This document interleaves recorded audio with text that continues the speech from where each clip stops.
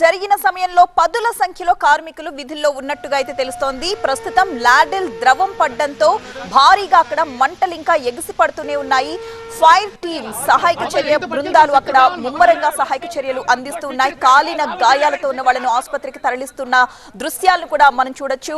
ఈ మంటల మధ్య ఇంకా కొంతమంది కార్మికులు లోపల చిక్కుకుని ఉండొచ్చు అని అనుమానిస్తున్నారు.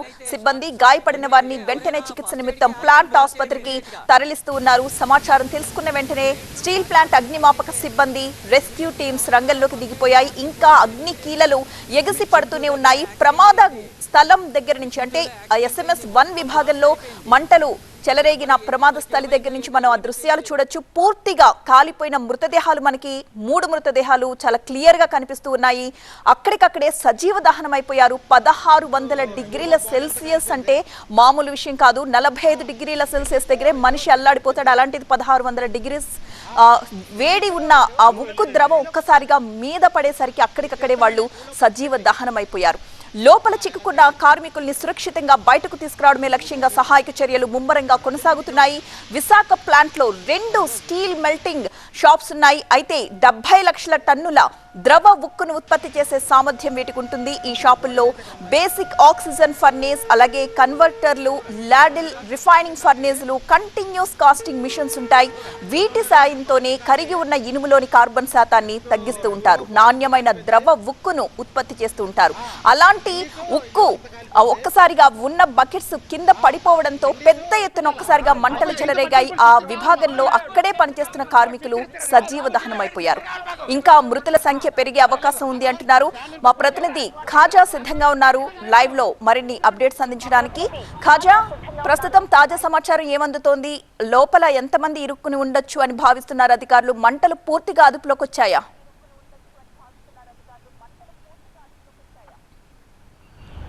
SMS 1లో మంటలు కాస్త అదుపులోకి వచ్చినప్పటికీ ఇంకా కొన్ని చోట్ల మంటల తీవ్రత అనేది కొనసాగుతుంది. ఇంకా సహాయక చర్యలు అనేవి కొనసాగుతున్నాయి. ఇప్పటి వరకు దాదాపుగా 5 మృతదేహాలను గుర్తించారు. మరికొంతమంది మిస్సింగ్ అయినట్టు కూడా తెలుస్తోంది. వారి కోసం ఇంకా సహాయక చర్యలు కానీ లోపల గాలిస్తున్నాయి. అంటే పూర్తిగా మంటలు అదుపులోకి వచ్చిన తర్వాత మాత్రమే అక్కడ ఎంతమంది అక్కడ మృతదేహాలు ఉన్నాయి ఘటనా స్థలంలో అనేది ఒక నిర్ధారణకు వచ్చే అవకాశం ఉంది. అయితే మరో 5 తీవ్రంగా గాయపడ్డారు. వాళ్ళందరికీ కూడా ఆ స్టీల్ ప్లాంట్ జనరల్ ఆసుపత్రికి తరలించారు. వారిలో 2 పరిస్థితి విషమంగా ఉంది. ఘటన జరిగిన సమయంలో దాదాపుగా 16 నుంచి 20 మంది వరకు ఉండొచ్చని స్థానికులు చెబుతున్నారు. అయితే కొంతమంది ప్రాణభయంతో పరుగులు తీశారు. ప్రమాదాన్ని ముందే గుర్తించిన కొంతమంది అక్కడ నుంచి తప్పించుకున్నారు. మరికొంతమంది అంటే ఆ స్టీల్ అంటే ఉక్కు ద్రవం భారీగా హెవీగా ఆ వేడి ఉంటుంది. ఆ ద్రవం ఒక్కసారిగా పడిన తర్వాత అక్కడ నుంచి కొంతమంది తప్పించుకోలేక అందులోని చిక్కుకొని ప్రాణాలు కోల్పోయారు. మృతదేహాలు కూడా గుర్తుపట్టలేనంతగా ఉన్నాయి. ఎందుకంటే భారీగా దాదాపుగా 700 వరకు డిగ్రీల సెల్సియస్ వరకు ఆ ఉక్కు ద్రవం ఉంటుంది. నాణ్యమైన ద్రవాన్ని తీసుకొచ్చి అక్కడ నుంచి ఉక్కు అచ్చులుగా పోసి అక్కడ నుంచి ఉత్పత్తి చేస్తూ ఉంటారు. ఈ క్రమంలోనే ఈ ప్రమాదం జరిగింది. లాడిల నుంచి అంటే భారీగా బకెట్ రూపంలో ఉంటుంది. అందులో ద్రవ ఉక్కు ఉంటుంది. ఆ ద్రవ ఉక్కు ఆ లాడిల నుంచి ఒక్కసారిగా నేల పాలవడంతో ఈ భారీ విస్ఫోటనం జరిగింది. ఆ సమయంలో అక్కడ ఉన్న కార్మికులు ఆ మంటల్లో చిక్కుకున్నారు. భారీగా మంటలు ఎగసపడ్డాయి. ఆ మంటల్లో చిక్కుకున్న తర్వాత కొంతమంది ప్రాణాలు అక్కడే కోల్పోయారు. మరికొంతమంది ఆ ప్రాణ భయంతో కొంతమంది గాయాలతో పరుగులు తీశారు. అక్కడ నుంచి వారిని స్థానికంగా ఉన్న కొంతమంది కార్మికులు అక్కడ నుంచి సురక్షితంగా ఆసుపత్రికి తరలించారు. అయితే ఈ విస్ఫోటనం ఏ స్థాయిలో జరిగిందంటే దాదాపుగా కిలోమీటర్ వరకు ఈ శబ్దం వినిపించింది. దీంతో పరిసర విభాగాల్లో ఉన్న పనిచేస్తున్న వారంతా కూడా పరుగులు తీశారు. బయటకి ప్రాణభయంతో వెళ్ళిపోయారు. మరికొంతమంది అక్కడ చిక్కుకున్నవారు ఎవరైతే గాయపడి పరుగులు తీస్తూ ఉన్నారో బయటికి వస్తూ ఉన్నారో వారిని కొంతమంది రక్షించి ఆ అంబులెన్స్ల ద్వారా ఆసుపత్రికి తరలించారు. అయితే ఇప్పటికే అక్కడికి స్టీల్ ప్లాంట్ ఫైర్ ఇంజన్లతో పాటు మరికొన్ని పరిసర ప్రాంతాల్లో ఉన్న ఫైర్ ఇంజన్లు రంగంలోకి దిగాయి. ఈ మంటల తీవ్రతకు భారీ క్రెయిన్ కూడా అక్కడ కాలిపోయింది. భారీగా నష్టం కూడా సంభవించిందని అధికారులు చెబుతున్నారు. ప్రాథమికంగా ఇప్పటివరకు 5 డెడ్ బాడీలు గుర్తించారు. మరో 3 అక్కడ లోపల చిక్కుకున్నట్టుగా చెబుతున్నారు. టోటల్గా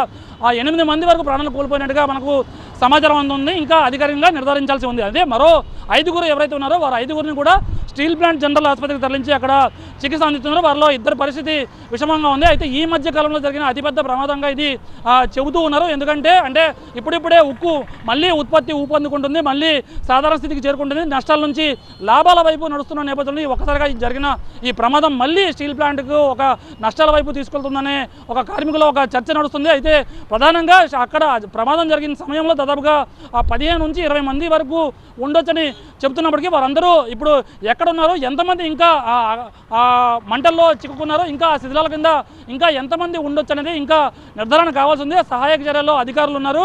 ఒకవైపు ముఖ్యమంత్రి ఇక్కడ స్టీల్పేటలో ప్రమాద పరిస్థితిని ఆరా తీశారు, అధికారులతో అడిగి తెలుసుకున్నారు. ఉటౌట్న సిపి కూడా స్పాట్కి వెళ్ళారు. దీంతో పాటు పోలీసులు, ఫైర్ సిబ్బంది, అలాగే స్టీల్ ప్లాంట్ అధికారులతో పాటు మెడికల్ హెల్త్ అండ్ మెడికల్ ఆఫీసర్లు కూడా ఉటావుటిన సమన్వయంతో పనిచేస్తున్నారు. క్షతగాతులకు అంటే ఇప్పుడు ఆల్రెడీ అక్కడ మృతదేహాలు కనిపిస్తున్నాయి, వాటిని బయటికి తీస్తున్నారు. దీంతోపాటు ఎవరైతే గాయపడ్డారో వారికి ప్రాణ ముప్పు నుంచి తప్పించేందుకు ప్రయత్నాలు కొనసాగుతున్నాయి. అవసరమైతే సిటీలో ఉన్న కార్పొరేట్ ఆసుపత్రికైనా తరలించి వారిని ప్రాణాపాయం నుంచి బయటకు తెచ్చేలా ప్రత్యేకంగా చర్యలు తీసుకుంటారు. ప్రత్యేక అంబులెన్స్ ద్వారా తరలిస్తున్నారు. సంఘటన స్థలంలో ఒకవైపు రెస్క్యూ ఆపరేషన్ అనేది కొనసాగుతుంది, మరోవైపు ఎవరినైతే బయటికి క్షతగాతులుగా తీసుకొచ్చారో వారిని ప్రాణాపాయం నుంచి కాపాడే పరిస్థితి ఇప్పుడు అధికారులు, వైద్య అధికారులు, రెవెన్యూ అధికారులు చేస్తున్నారు. మరోవైపు రాష్ట్ర ప్రభుత్వం కూడా దీనిపై సీరియస్గానే స్పందించి క్షతగాతులకు మెరుగైన వైద్య సదుపాయం అందించాలని ఇప్పటికే ఆదేశాలు ఇచ్చిన నేపథ్యంలో ఆ దిశగా అధికారులు పూర్తి స్థాయిలో చర్యలు తీసుకుంటారు. అయితే ఇప్పటి వరకు కాస్త ఈ మంటలు అదుపులోకి వచ్చినప్పటికీ ఇంకా ఆ ప్రాంతంలో మంటలు అనేవి కొనసాగుతున్నాయి. పూర్తిగా అదుపు తెచ్చేందుకు అధికారులు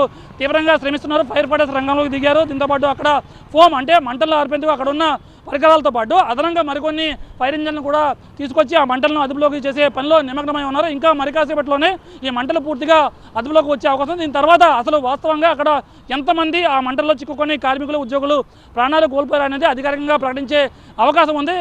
మరోవైపు క్షతగాతులను ఆసుపత్రిలో చికిత్స అందిస్తున్నారు. ఒకవైపు ఎవరైతే ప్రాణాలు కోల్పోయారో వారి కుటుంబ సభ్యులు తీవ్ర ఆందోళన నెలకొంది. అంటే ఆ షిఫ్ట్కి అంటే ఆ సెకండ్ షిఫ్ట్ అలాగే జనరల్ షిఫ్ట్ ఉన్న కార్మికులు ఇప్పుడు పనిచేస్తూ ఉంటారు కాబట్టి ఆయా కుటుంబాలు అంటే ఆ SMS1 అలాగే CCD అంటే కంటిన్యూ కాస్ట్ డిపార్ట్మెంట్లో పనిచేస్తున్న ఆ సిబ్బంది కుటుంబాల్లో ఇప్పుడు ఆందోళన నెలకొని తమ వారు ఎలా ఉన్నారు, ఏ స్థాయిలో ఉన్నారన్న ఆందోళన కూడా వ్యక్తమవుతున్న నేపథ్యంలో అధికారులు వారికి ప్రత్యేకంగా ఆ సమాచారం అందించే పనిలో ఉన్నారు. ఇప్పటికీ 5 మృతదేహాలు గురించినప్పటికీ వారు ఎవరు అనేది ఇంకా తేలాల్సి ఉంది. ఇంకా మరో 3 ముస్లిం అన్నట్టు కూడా చెబుతున్నారు. అయితే వీరందరూ కూడా ఈ మంటలు ఆర్పిన తర్వాత వీరందరూ ఎవరు అనేది వాళ్ళ పేర్లు కూడా గురించిన తర్వాత వాళ్ళ కుటుంబ సభ్యులకు సమాచారం అందించే అవకాశం ఉంది. మృతదేహాలను KGH మాతృకి తరలిస్తారు. రేపు ఈ పోస్టుమార్టం జరిగే అవకాశం ఉంది. ఇప్పటికే అధికారులు అలాగే స్థానిక ఉన్న ప్రజాప్రతినిధులందరూ కూడా అక్కడ సంఘటన స్థలానికి చేరుకున్నారు, సహాయ కార్యక్రమాలను పర్యవేక్షిస్తున్నారు. మొత్తం మీద ఈ ఘటన ఒక్కసారిగా స్టీల్ ప్లాంట్ కార్మికుల్లో తీవ్ర ఆందోళన నింపింది, వారి కుటుంబంలో తీవ్ర విషాదాన్ని నింపింది, కలవరపాటు గురి చేసింది. అంతే